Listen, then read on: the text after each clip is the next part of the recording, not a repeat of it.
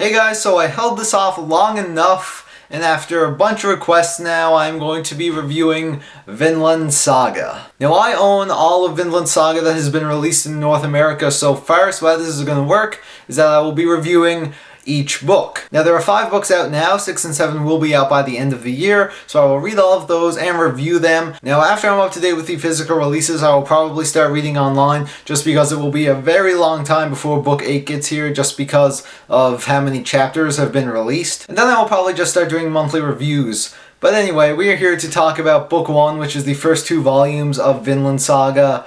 And man, I have to say, I really regret not picking up those other volumes earlier, because I read this a few months ago and I loved it, and I reread it last night and I absolutely loved it again. This is such a great start to the story and I can't wait to talk about it. So Vinland Saga is a piece of historical fiction. It takes place around the year 1000 in Europe, where Vikings were a thing. Now the story so far follows Thorfinn, who is this guy who is being raised by Vikings. Now the story starts off in this huge battle. It just throws you right into it. People's guts flying everywhere, eyeballs stuck to arrows, pretty gory, pretty disgusting, pretty awesome how it starts with an epic battle like this. And we see the Vikings that Thorfinn is a part of, led by their leader Askeladd, who has a strategy to basically win this battle and steal all the treasures. So he sends Thorfinn out to negotiate with this fat-ass general dude. And Thorfinn brings the message that the Vikings will help them win the battle if they get half of the spoils of war, so half of the treasure. So the fat-ass general agrees, but he doesn't trust him, so he's like, yeah, whatever, they're just stupid Vikings, will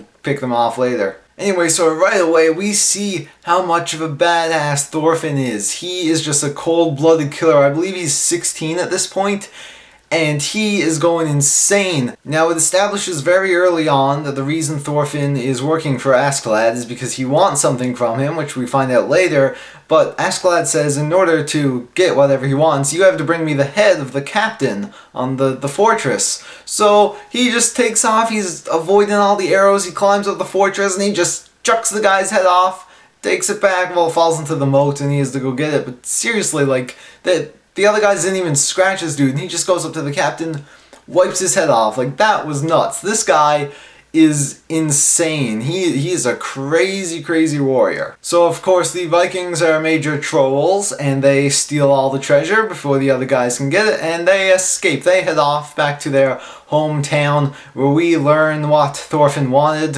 which was a duel with Askeladd, because Askeladd was responsible for the death of Thorfinn's father. And this is why he's with these Vikings. He's been with them for 10 years. And the sole reason is because he wants revenge on Askeladd. He wants to kill Askeladd for getting his father killed. So because Thorfinn brings back the captain's head, they have a duel, and we can see that Thorfinn is clearly no match for Askeladd at this point. So that's how the series starts off. It was a really, really awesome introduction, just getting to see a huge battle like this. The art is very good. However, I do hear it gets a lot better, because at this point in the story it was actually a weekly serialization, and then later on it got changed to a monthly serialization, which would obviously lead to better art. But anyway, so far it was really good. Now, the meat of this book is actually Thorfinn's backstory. Now, I don't know how much of his backstory we're going to get. I don't know if we're going to get any more in the other volumes, but we probably will. But yeah, most of this book takes place 10 years before the introduction, where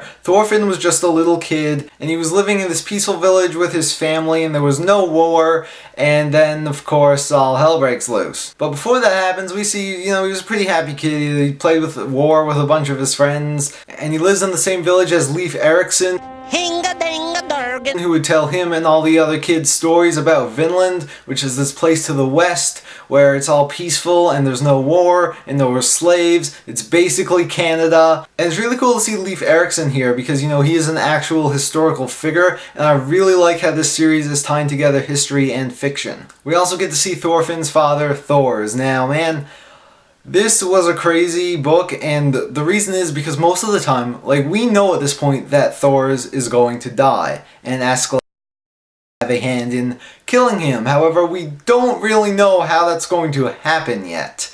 Not until, like, the very end. So it was really suspenseful reading these parts, because not only do you get attached to Thors and don't want him to die, even though you know he's going to die, you don't know how he's going to die.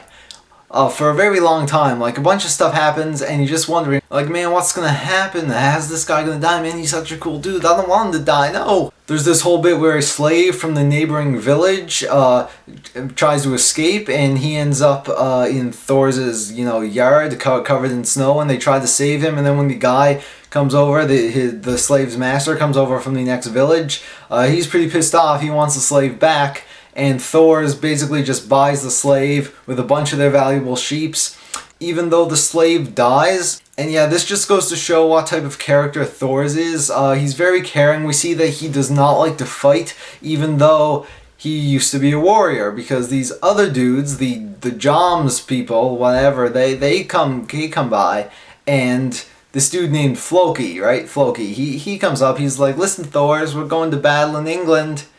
You gotta be there, because you lied to us about being dead.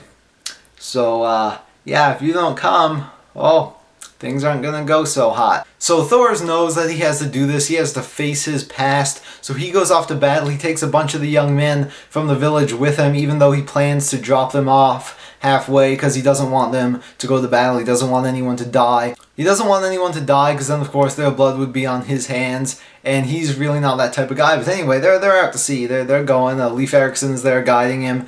And Thorfinn, little devil, he was on the ship because, of course, he wanted to go into battle too. So yeah, he gets a good spanking, and then, of course, they get ambushed by Askeladd because, as it turns out, Floki betrayed Thors. See what they did there? And he hired Askeladd to kill Thors. And yeah, this sucked. I did not want Thors to die, even though we already know it's going to die. And it was really suspenseful, because even when Askeladd was there, we still didn't know exactly how this guy was going down, because Thors and Askeladd have a duel, and Thors overpowers him, but he doesn't kill him, because he's, like I say, he's not the type of person. He just wants to surrender, but of course Askeladd wasn't going to have that, so he just gets a bunch of guys to shoot arrows through him. He dies, and yeah, that was pretty sad. Aw, so much for that. It's also revealed after the battle that even though Thors took down a ton of Askeladd's men, he didn't kill a single one of them. So this just shows how honorable of a man Thors actually was. He was a super strong warrior, but he never wanted to kill anyone. Now, Thorfinn, the little devil, of course, sneaks onto the ship with Askeladd and them. So yeah, that's where this book ends off. We see how Thorfinn ends up with Askeladd, and man, 10 out of 10. This was a really awesome volume to read. Well, I guess 2 volumes. It was a great way to start the series. Sets up the characters really well. So yeah, I can't wait to read more. I want to know more about Thorfinn's backstory and just how he becomes such a cold-blooded killer. But I also want to know what happens back in present day, with them, if he ever gets his revenge on Askeladd. It's pretty crazy. There's still a ton of stuff we don't know about, like what happened to the rest of Thorfinn's family and his village, and all this crazy stuff I want to know. So I cannot wait to get back to reading, and every time, of course, I do finish a book, I will give you my thoughts on it. So with that, thank you guys so much for watching, and I will see you in the next video.